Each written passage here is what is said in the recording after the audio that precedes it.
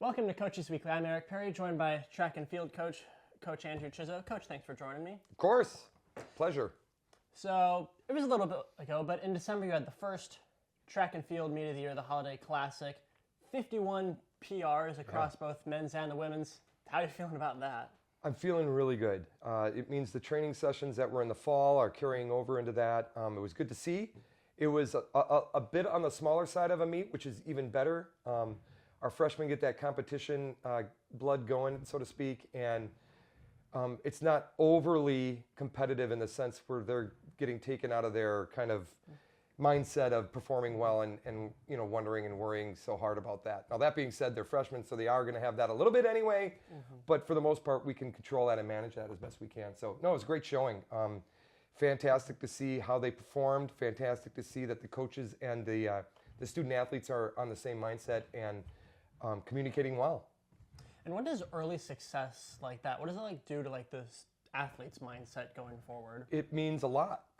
It means they're gaining trust with us as coaches. They know to trust the process that they're on, that it's a successful reminder that everything's going along as planned. It means a lot for them. They gain the experience both in competition and in the training side of things, that everything they're doing is working along a certain guide or a path or a goal that we're setting and achieving. So, yeah, it means a lot. And do you think it's difficult for the athletes to have one meet and then month-long break before the meets resume like normal? Yeah, Eric, absolutely. It's tough. They're off for a set period of time. We don't get to particularly supervise or monitor them in that sense. We do give them workouts to undertake and stuff like that, but without the supervision, you kind of go into it like, are you doing it? Are you not doing it? And, the first practice is back. We kind of know which individuals have or have not. But that being taken into effect, or, the way it is the way it is. So they come back, we see where they're at, and adjust accordingly. It's the best we can do, and under the circumstances, it's all we can do. And then we have a short week this week. Yeah. So that also throws a lot of things into the mix too, where we don't get that extra practice day, which would be so, in some cases, confidence building for the younger individuals and for the veterans, just being able to have that extra day of working it out, whatever kind of tweaks, kinks, stuff like that, coaching cues that need to happen. But that being said, hey, this is what a short week looks like. Let's make this work. And, you gain that experience from that as well. Okay. And then, what's your mindset as a coach going into, short weeks right out of break to just make sure they're prepared for the meet tomorrow? Yeah, great question. Typically, I'm going to say this a lot. You're going to hear this a lot, Eric.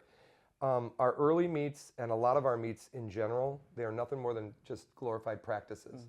It's to see where you're at that week, see and make sure that our coaching cues are working, see and know that our progress in training and strength and conditioning and stuff is working. So technically, it doesn't necessarily matter that it's a short week, other than the things that I mentioned before. It just means that it's a different kind of mindset going into the week, sure. But again, it's just a glorified practice. Go into it with a low bar. Go into it with a set of confidence and understanding that everything that you've done up until this meet is going to work for you. I don't want them getting too stressed out this early. It's not worth it. Not to mention it's not necessary. When conference builds and gets there, that's where you start to see them ratchet up that kind of nervousness and stuff like that, which is also a coaching thing that we can work out, and no doubt we'll be talking about that later as well. But this early, it's not, other than it being a shorter week, which kind of, we lose that extra practice day. It's still fundamentally a glorified practice. Sorry, that's a long-winded answer. No, Sorry, fine. everyone. You're fine. Mentioned earlier, 51 PRs across the men's and women's. A very good amount of top 10 finishes. You had a first place finish. Freshman Darius Struthers got first place in the high jump. What's it like to see a freshman in their first meets win? Again, it's really good. I know he's an individual who strives for success at a high level.